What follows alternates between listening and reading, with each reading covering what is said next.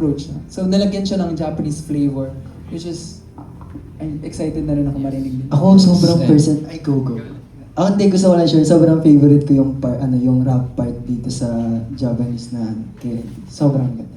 Yes, and actually nung napakinggan pa lang namin siya, super yung vibes niya mas, ayun nga, mas parang sobrang playful niya and parang kahit hindi namin naintindihan yung Japanese kasi parang sobrang na-excite kami and at the same time parang ma-pronounce ba namin ang tama yung lahat. So ayun nga, kumuha kami ng translator and siguro ganun din yung sa Japanese people, kaya parang na sila kahit di nila naintindihan, sobrang na-vibe nila yung song. And I think para sa amin din sobrang special nung KNT.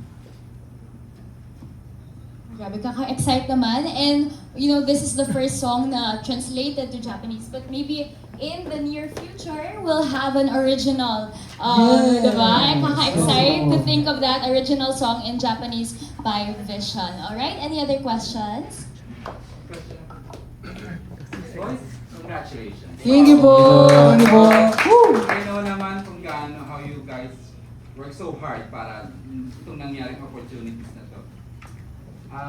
Binigyan ba kayo ng cornerstone, ng parang bukod sa language, preparation, sa training ng culture ng Japan? Kasi medyo napakahirap, di ba, sa Japan mag-communicate. How is Cornerstone preparing you for this great opportunity? Ngayon po, nasa process pa rin po kami ng pag-learn pa po ng iba pang mga culture, language, and everything about Japan. And hindi po kami mag-stop doon. Hanggang sa Japan, meron po rin po kaming mga guides and siguro magkakaroon din po kami ng mga tutor. Siyempre, all Filipino po kami, hindi po kami sobrang fluent when it comes to speaking Nihongo.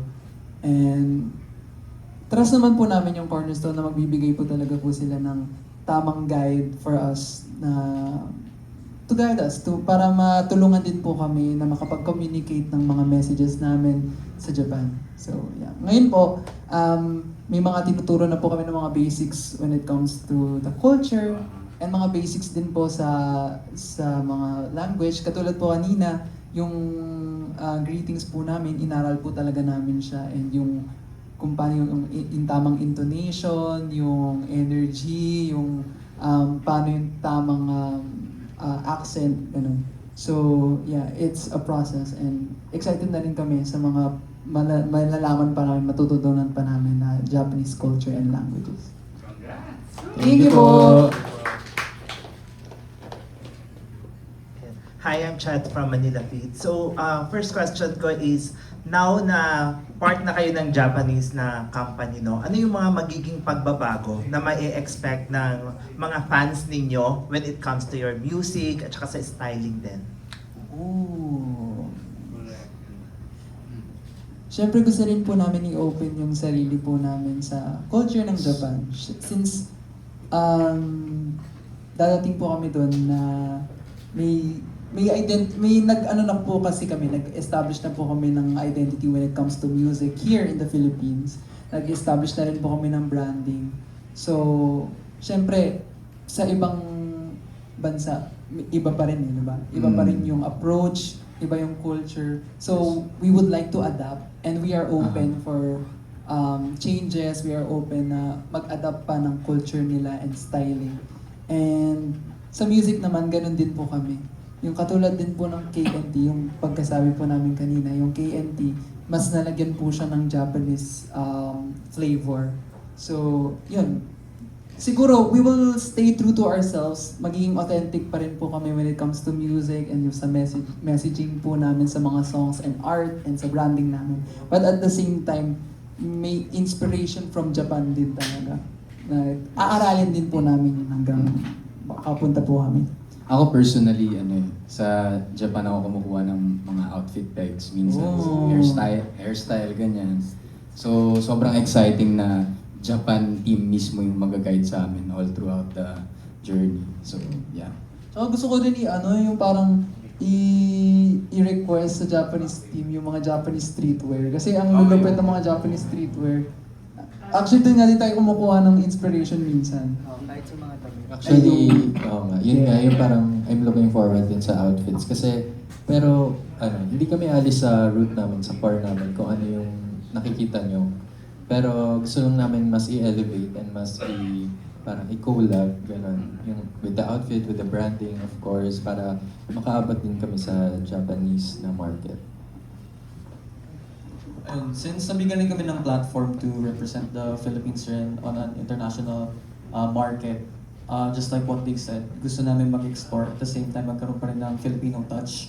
So why not have a Filipino and Japanese designer do a collaboration para sa mga branding namin or outfit ganun. So it's something that we want to try in the future.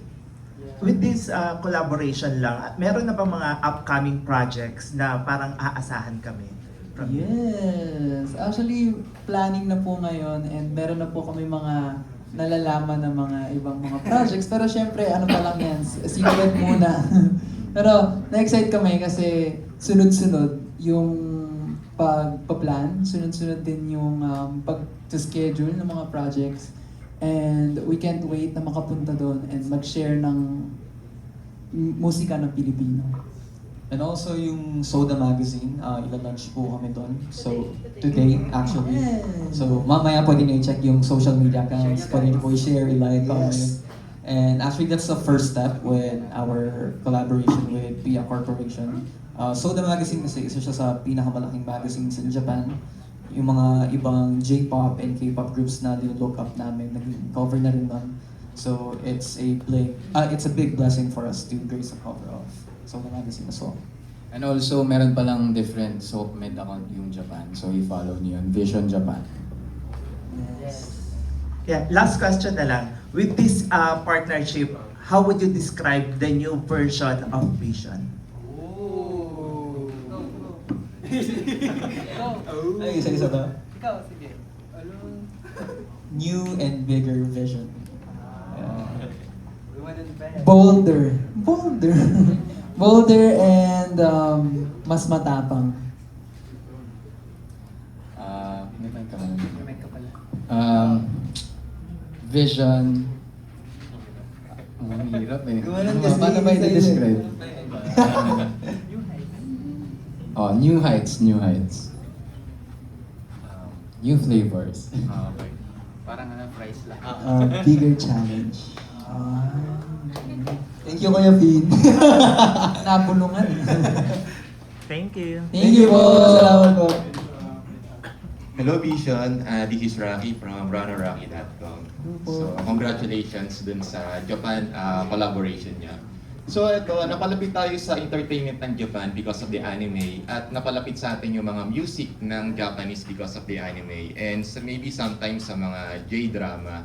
Kung bibigyan kayo ng chance to do a revision of a anime theme song or kung hindi naman anime theme song, maybe a Japanese drama, ano ang gusto nyong i-revive and bakit?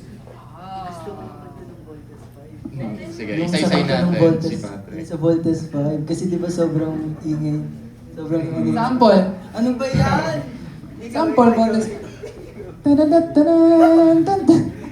Ang lyrics.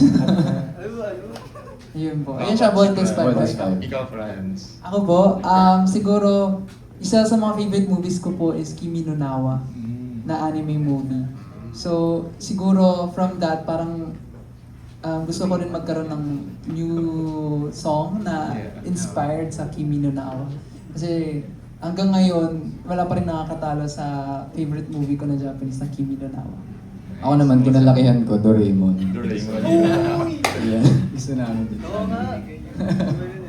How about si Vince? Siguro personal favorite ko, Demon Slayer, yung anime. And siguro Naruto, why not? Naruto. Diba? And ikaw, Kuya Finn. Big fan ako ng, if familiar kayo, Studio Ghibli. Any Studio Ghibli movies, Spirited Away, My Neighbor Totoro, kahit anong theme song ba iba. And last question ka lang siguro, if ever na may Japanese actor or celebrity na gusto nyo makakollaborate, i-familiar nyo, sino yun and why? Siguro po ako XG. Kasi sobrang sad ko, hindi ako nakanood kahapon. Pero happy naman ako kasi nagte-training kami. Pero yun, I'm looking forward sa XG, mapanood ko sila ng live. Kasi grabe, J-pop kasi sila. And grabe yung discipline nila. So, and yung style. So, sobrang na-amaze ako sa kanila. Okay, si Si 13. Kilala niyo si Five. Scorpion ng Mortal Kombat. Very popular actor siya, si Sanada. So, nag-action kasi siya. He's representing Japan very well sa Hollywood right now. So, gusto ko siyang makollaborate. Stop na. Let's collaborate. How about Patrick?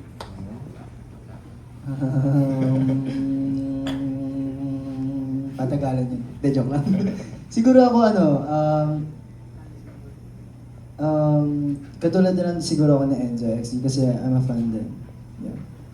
And si Franz? Ako sa actingan naman po, yung cast ng Alice in Borderland. Favorite ko rin yun. Kaya music tayo, pero syempre, parang ang ganda lang din pa, parang maka-collaborate yung cast ng Alice in Borderland. And At ko lang din, if may mga nagbabasa ng manga or may familiar sa anime na say I love you, if makagawa ng live adaptation ng pwede. And last siguro si Sam? XG din, XG. Okay, so thank you Vision and congratulations. Thank you po.